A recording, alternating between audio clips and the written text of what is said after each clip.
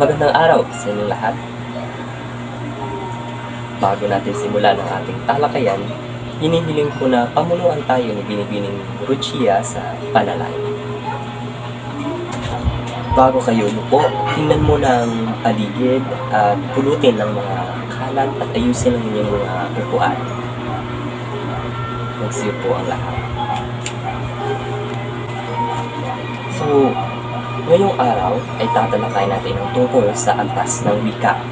Sino pa sa inyo dito ang mayroong ideya o mga nalalaman tungkol sa antas ng wika? Binibining Butchong, maaari mo bang bahaging yung nalalaman? Mahusay. Ang antas ng wika, ito ay magbibigay daan kung paano nga ba ang tamang paggamit ng wika. So, ngayong araw ay magbabahagi ako ng isang masusing pag-aaral tungkol sa antas ng wika. Ito ay mahalaga para sa ating lahat upang maunawaan ang halaga ng wastong paggamit ng wika. Ngayon, tayo magkakaroon ng isang maikling pagtalima tungkol sa iba't ibang antas ng wika at kung paano ito nakakatulong sa ating pang-araw-araw na buhay. So, simulan natin sa pangunahing antas ng wika. Sino ang may ideya sa unang antas ng wika? Ginoong Michael, alam mo ba ang unang antas ng wika? Tama, ito ay ginagamit natin sa pakikipagkomunikasyon. So, para malaman ng lahat, aking ibabahagi ng masusi ang tungkol sa pangunahing antas ng wika. Ang pangunahing antas ng wika, tayo gumagamit ng wika para sa komunikasyon. Ito ay ang pangunahing paraan kung paano tayo nakikipag-usap ang iba. Halimbawa, ang pag-usap natin ng "Kamusta ka?" ay isang halimbawa ng pangunahing antas ng wika. Ito ang iba pang halimbawa ng antas ng wika. Una, ang formal. Ito ay ang mga salitang standard dahil kinikilala, tinatanggap at ginagamit ng higit na nakararami lalo na ng mga nakapag-aral ng wika. Pangalawa, ang informal.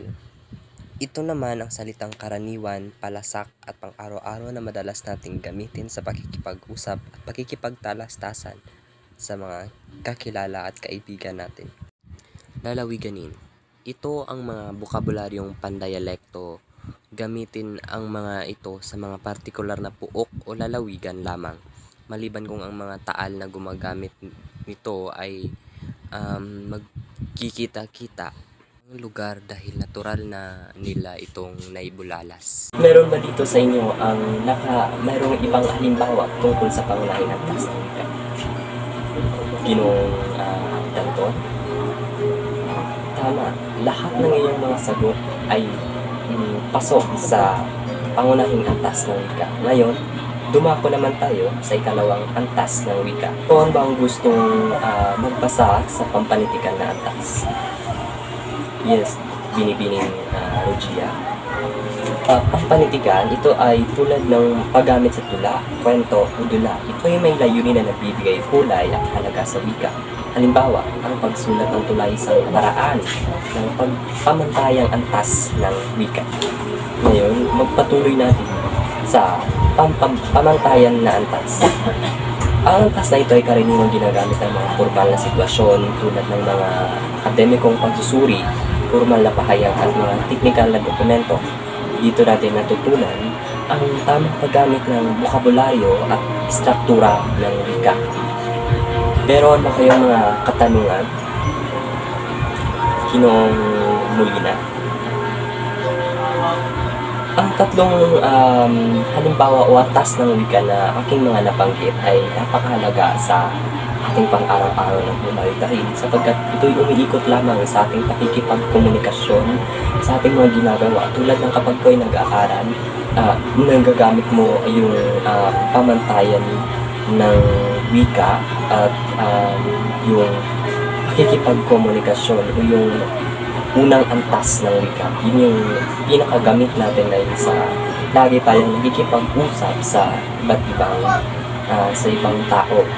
So, ano ang mga napagtanto ninyo sa mga halimbawa ng iba't ibang antas ng wika? Meron bang gustong sumagot? Binibining Engay? tama ang iyong kasagutan, mahusay binibining ingay.